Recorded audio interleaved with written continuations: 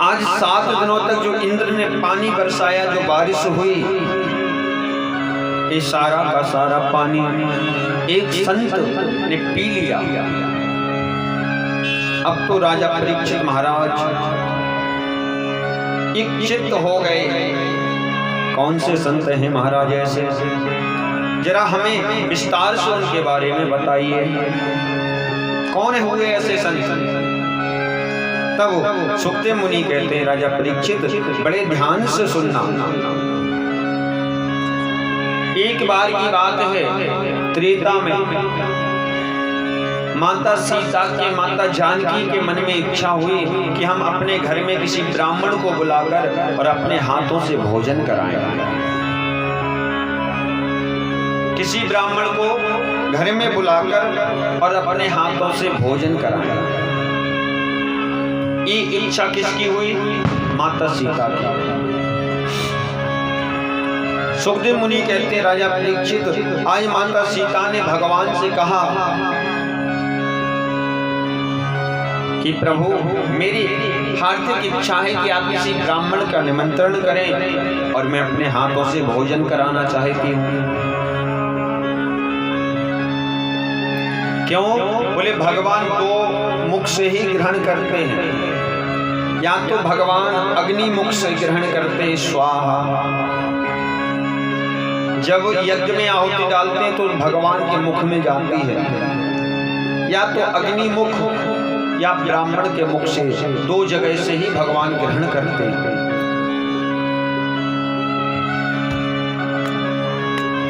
दो मुख बताए हैं भगवान के, भगवान 2 जगह से भोजन प्राप्त करते हैं, 2 जगह से भोग लगाते हैं,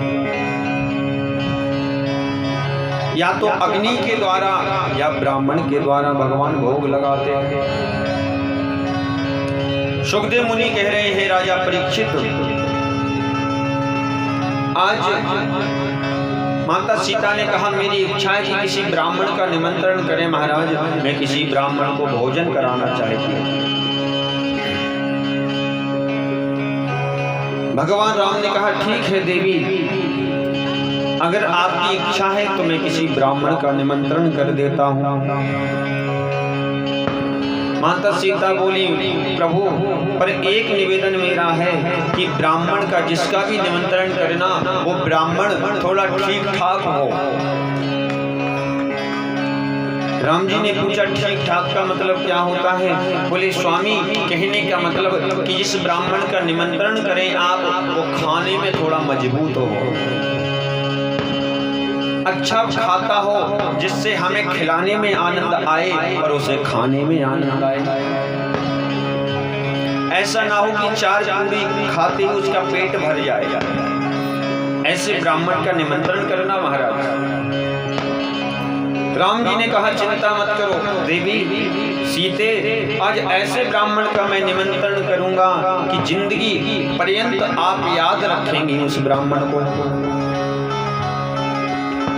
जीवन भर आप याद रखेंगे उस ब्राह्मण को। और आज भगवान राम ने जाकर अगस्त ऋषि का निमंत्रण कर दिया। आज अगस्त ऋषि का निमंत्रण भगवान राम जी ने कर दिया। हे संत जी, आज हमारे यहाँ पर आपका भोजन है। आज तो प्रसन्न हो गए अगस्त ऋषि। माता सीता जी ने सुंदर सा पकवान, सुंदर सा भोजन बनाया। सुंदर सा भोजन मैया सीता ने बनाया। आज अगस्त ऋषि जी महाराज भोजन के लिए आ गए। अब माता सीता ने तो सोचा कि कैसे भी ब्राह्मण होंगे तो ज्यादा से ज्यादा 10 पूड़ी, 15 पूड़ी और 20 पूड़ी से ज्यादा तो खा नहीं सकते। उसी हिसाब से माता सीता ने व्यवस्था की। अगस्त ऋषि जी महाराज आते हैं, सुंदर सी थाली परोसी और सुंदर सी थाल को परोसकर अगस्त मुनि से कहा महाराज भोजन का भोग लगाइए। आज अगस्त ऋषि ने भोजन का भोग लगाया, भोजन को प्रारंभ कर दिया महाराज। 4 पूरी थाली में रखी थी, पहले 4 पूरियों को खा गए, फिर माता सीता गई 4 पूरी लेकर आई, फिर थाली में रख दी, फिर उन 4 पूरियों का भोग लगा लिया, फिर 4 पूरी खा ली, फिर दौड़ कर गई रसोई में, फिर 4 पूरी उठाकर लेकर आई, फिर 4 पूरी परोस दी और रसोई घर तक वापस नहीं पहुंची। इतने में तो महाराज पूरी खत्म हो गई। आवाज लगा दी, सीते पूरी लेकर आओ। फिर दौड़ी गई माता सीता, 4 पूरी लेकर आई, फिर 4 पूरी रख दी। अब तो स्थिति क्या बन गई महाराज कि 4 पूरी लेकर आ नहीं पाती माता सीता, इतने में पूरी थाली की खत्म हो जाती है। इतनी देर में पूरी थाली की खत्म हो जाती है। अब तो मैया सीता संकोच में पड़ने लगी। धीरे धीरे अंदर जो भोजन बना हुआ रखा था, धीरे धीरे वो भी खत्म होने पर आ गया। अब माता सीता सोचती कि ऐसा ना हो कि बेइज्जती हो जाए। अगर ब्राह्मण को थाली से भूखे पेट उठा दिया तो सबसे बड़ा दोष लगेगा। माता सीता ने उनके रसोई घर में जो दास दासियां काम करती थीं, उन दास दासियों से कहा, तुम भोजन बनाना प्रारंभ करो, मैं धीरे धीरे भोजन को परोसती जा रही हूं। आज जो दास दासियां थीं वो अंदर रसोई घर में भोजन बना रही हैं, कोई पूड़ी बना रही, कोई सब्जी बना रही, कोई खीर बना रही, कोई हलवा बना रही है, सब अपने अपने कार्य में लगी हैं। माता सीता परोसती जा रही हैं और दास दासियां बनाती जा रही हैं। सुखदेव मुनि कहते हैं, राजा परीक्षित, 1-2 घंटे की बात नहीं है, बराबर 8 घंटे हो गए अगस्त ऋषि को भोजन करते हुए। अगस्त ऋषि जी खाते जा रहे हैं, माता सीता परोसती जा रही है और भगवान राम खड़े हैं और खड़े खड़े दृश्य देख रहे हैं, मुस्कुरा रहे हैं। देवी, तुमने कहा था ठीक ठाक ब्राह्मण का निमंत्रण करना, आज मैंने ऐसे ब्राह्मण का निमंत्रण किया है कि जीवन भर तुम याद करोगे। अब तो महाराज सुखदेव मुनि कहते हैं, राजा परीक्षित, धीरे धीरे करके एक पूरा दिन बीत गया, एक पूरी रात बीत गई, पूरा दिन पूरी रात बीत गई और भोजन करते जा रहे हैं अगस्त ऋषि। मैया सीता परोसती जा रही हैं। क्यों? बोले ब्राह्मण को उठा भी नहीं सकते खाली पेट। अब तो माता सीता परोसती जा रही, पसीना आता जा रहा है, फिर भी परोस रही हैं।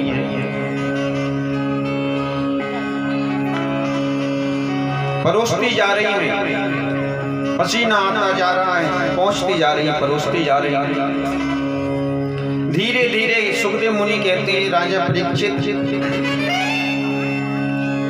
धीरे धीरे बराबर 1.5 दिन हो गया भोजन करते हुए अगस्त ऋषि जी को। अब तो माता सीता बड़ी परेशान है महाराज। गुरु जी का पेट है कि हाई कोर्ट है, समझ में नहीं आ रहा। 1.5 दिन हो गया बराबर खाते खाते, मना करने का नाम तो लेते नहीं है। अब तो जो अंदर दास दासियां भोजन बना रही थी वो भी रसोई घर को छोड़कर भाग गई। महाराज, अब हमारे बस की बात नहीं है, हमें क्षमा कीजिए, हम बहुत थक गई हैं, अब किसी और को बुला लीजिए। जब माता सीता ने सोचा कि अब लगता है कि मेरी बेइज्जती हो जाएगी, तब भगवान गणेश को याद किया। विघ्नेश्वराय वरदाय सुरो प्रियाय, भगवान गणेश का आवाहन किया। आप रिद्धि सिद्धि को लेकर तुरंत ही अयोध्या आ जाओ। भगवान बोले, इतना अर्जेंट क्या है माता, तुरंत ही आ जाओ। माता सीता ने कहा तुरंत पहले आओ, फिर बताएंगे कारण क्या है। अच्छा, अब तो गणेश जी अपनी दोनों पत्नियों को रिद्धि सिद्धि को लेके अयोध्या आ गए। बताइए माता जी क्या आदेश है। माता सीता बोली मैंने एक पंडित जी का निमंत्रण किया है और उनको 1.5 दिन हो गया भोजन करते करते। महाराज दास दासियों ने बनाना बंद कर दिया, वो भोजन बना नहीं रही है। अब तो बेइज्जती हो जाएगी, इसलिए मेरी लाज बचाओ, आप कुछ मेरा सहयोग करो। अब तो रिद्धि सिद्धि रसोई घर में पूड़ी बेल रही हैं और माता सीता परोस रही हैं और गणेश जी पूड़ी निकाल रहे हैं, कढ़ाई पर बैठे हैं। गरम गरम पूड़ी गणेश जी निकालते जा रहे हैं, रिद्धि सिद्धि बेल रही हैं। अगस्त मुनि जी खा रहे हैं, सीता जी परोस रही हैं और राम जी देख रहे हैं। सुखदेव मुनि कहते राजा परीक्षित धीरे धीरे करके पूरे 3 दिन हो गए अगस्त ऋषि को भोजन करते हुए। सीता जी परोसती जा रही हैं, महाराज खाते जा रहे हैं, खाते जा रहे हैं, खाते जा रहे हैं। अब तो माता सीता ने सोचा कि हो सकता है कि हमने पंडित जी के लिए, महाराज जी के लिए बीच में पानी नहीं पिलाया, इसलिए मना ना कर रहे हो सकता है बीच में पानी पिला दे तो हो सकता है कि मना कर दे, पेट भर जाए। माता सीता एक गिलास में पानी लेकर पहुंची, गुरुजी पानी पी लीजिए। अगस्त मुनि बोले सीता पानी तो हम तब पीते हैं तब हमारा आधा पेट हो जाता है, तब हम पानी पीते हैं। पानी तो जब पीते हैं जब आधा पेट हो जाता है, अभी तो हमारा आधा भी नहीं हुआ। अब तो सीता माता के जमीन खिसकने लगी पैरों के नीचे से। महाराज अब तो बस की बात नहीं है, हाथ जोड़ लिए भगवान राम के सामने पहुंच गई। प्रभु कैसी लीला है आपकी, अब तो आपकी हाथों में ही सीता की लाज है, चाहो तो उबारो चाहो तो डुबा दो। राम जी बोले सीता तुम्हें बड़ा अहंकार था कि ऐसा ब्राह्मण ले आना जो खाने में मजबूत हो, इसलिए मैं ऐसा ब्राह्मण लेके आया हूं कि तुम 2-4 साल तक भी खिलाती रहोगी तो वो खाते रहेंगे। खिलाओ कितना खिलाओ। सीता मैया बोली अब खाई सो खाई, अब के बाद राम दोहाई, अब किसी का निमंत्रण नहीं करेंगे, इस बार बचा लीजिए। तब भगवान राम ने अपने हाथों से एक पूड़ी उठाई, एक तुलसी का पत्ता तोड़ा, उस पूड़ी के ऊपर रखा और उस पूड़ी को जाके थाली में रखा। जैसे उस पूड़ी को खाया अगस्त ऋषि ने और जैसे वो तुलसी का पत्ता अंदर गया और डकार आ गई, बस करो मेरा पेट भर गया। सीता मैया के प्राणों में प्राण आ गए, चलो भर तो गया, हमें तो उम्मीद नहीं थी कि भर जाएगा। अगस्त मुनि बोले सीते भोजन तो बहुत अच्छा बहुत टेस्टी बनाता, अब मेरी पानी पीने की इच्छा हो रही है, मुझे पानी पिला दो। अब तो सीता जी संकोच में पड़ गई कि जो 3 दिन तक खा सकते हैं तो पानी पता नहीं हफ्ते 2 हफ्ते 4 हफ्ते कब तक पीते रहे कोई पता नहीं है। महाराज एक बार भोजन करा के फंस गए, अब पानी पिलाने में नहीं फंसना चाहते हम, अब फंसना नहीं चाहते। अब तो माता सीता राम जी को इशारा कर रही, प्रभु आप ही कुछ करिए। तब राम जी आए, राम जी ने हाथ जोड़ लिए, हे ब्राह्मण देवता, हे संत मुनि, हे अगस्त ऋषि जी महाराज, मैं आपसे क्षमा चाहता हूँ। त्रेता में मैंने आपको भोजन कराया है और मैं आपको वचन देता हूँ कि द्वापर में श्री कृष्ण बनकर आऊंगा। आज मैंने 3 दिनों तक भोजन कराया है, द्वापर में 7 दिनों तक तुम्हें पानी पिलाऊंगा, 7 दिनों तक। और वही अगस्त ऋषि आज बैठे हैं त्रेता से प्यासे, और 7 दिन में इंद्र ने जितनी भी मूसलाधार बारिश की उस सारे पानी को अगस्त ऋषि जी पी गए। इसलिए इंद्र संकोच में पड़ा है कि ये पानी कहाँ चला गया, सारा का सारा पानी पी गए अगस्त ऋषि। ऐसे ऐसे संत महाराज हमारे भारत में हुए हैं जो समुद्र को पीने की क्षमता रखते थे, जो एक बार में ही समुद्र पीने की क्षमता रखते हो। ऐसे संतों की, ऐसे ऋषियों की संतान हम और आप हैं। ऐसे संतों की संतान हैं हम, पर हम और आप महाराज अपने पद से भटक गए, अपने संस्कारों से भटक गए। विदेशों में भी स्कूलों में गीता पढ़ाना अनिवार्य कर दिया। कहीं कहीं गीता पढ़ाई जाती है, और हमारे यहाँ के बच्चे भी ABCD में ही समय बिता रहे हैं।